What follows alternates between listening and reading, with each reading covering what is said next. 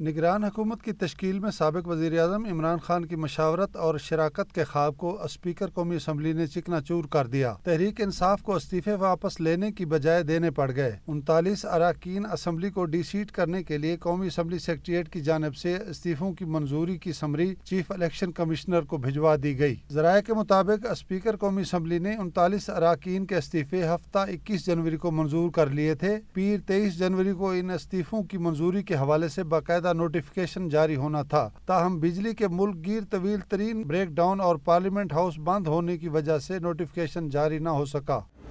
ذرائع کے مطابق اسپیکر قومی اسمبلی راجہ پرویز اشرف نے جمعے کے روز جب 35 اراکین اسمبلی کے استعفوں کی جس سمری کی منظوری دی، اس میں انہوں نے واضح طور پر لکھا تھا کہ پی ٹی آئی کے باقی رہ جانے والے 39 قومی اسمبلی کے استعفوں کی منظوری کا پروسیس جلد مکمل کیا جائے گا۔ قومی اسمبلی سیکریٹریٹ کی جانب سے ہفتہ کے روز اسپیکر کو پی ٹی آئی کے 39 ایم این ایز کے استعفوں کی سمری منظوری کے لیے بھجوائی گئی، جس کا جائزہ لینے کے بعد اسپیکر نے مذکورہ 39 اراکین کے استعفے منظور کر لیے اور چیف الیکشن کمشنر کو بھی تحریری طور پر آگاہ کر دیا گیا۔